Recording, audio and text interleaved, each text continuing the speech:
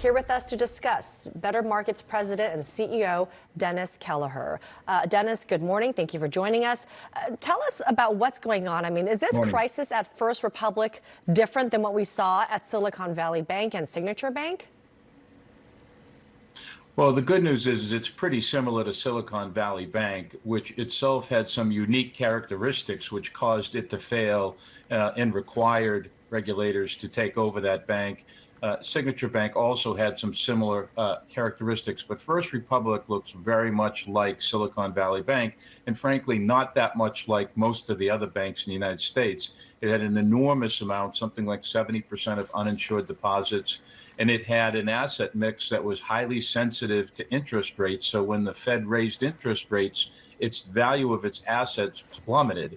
So that caused a lot of depositors who were not insured to think, wait a minute, I better get my money out of there in case that bank fails. Same thing as Silicon Valley Bank, and the regulators are currently this weekend trying to figure out whether or not First Republic can be saved on its own, or whether or not it's going to require a forced sale or the FDIC taking it over as it did with Silicon Valley Bank. You know, we all know that interest rates go up and down all the time. So were these just not calculated into these banks' investments? I mean, it sounds like the common denominator here was that these banks were unable to adjust to the higher interest rates. That seems like a very simple but, major mistake.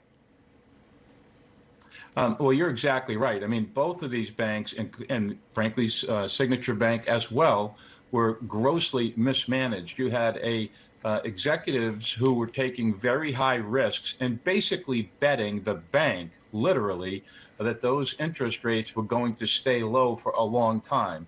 And it was a high wire act, because if you have a deposit base that's mostly under the FDIC insured amount of $250,000, which most banks in the United States have, then you don't have to worry about your depositors fleeing if your interest rates go up and the value of your assets go down. But First Republic, like Silicon Valley Bank, gambled irresponsibly and recklessly with massive amounts of uninsured depositors while their asset values were dropping. And when that happens, your stock price goes down, your depositors start worrying about whether or not the bank is going to go bankrupt. And if you don't have insured deposits, you want to take your money out to protect your uninsured money.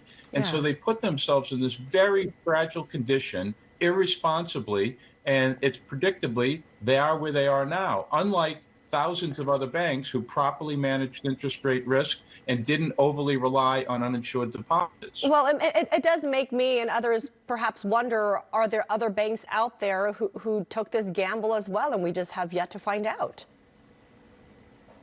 That is the key question. On the other hand, we do know that there are not a lot of banks out there with anywhere near these unique characteristics. There are some out there with a disproportionate amount of uninsured deposits, and basically all the banks, as you said before, have assets that are going down because interest rates are going up.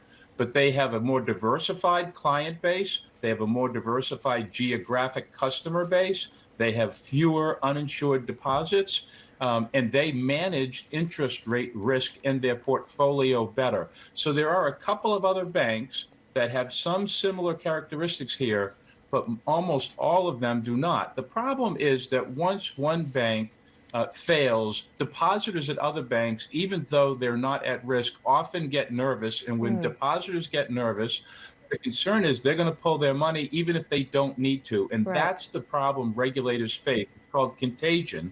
And what they don't want is people panicking when they shouldn't panic. So they're kind of caught between a rock and a hard place, where you don't want to reward grossly bad management like we saw at Silicon Valley Bank and at First Republic.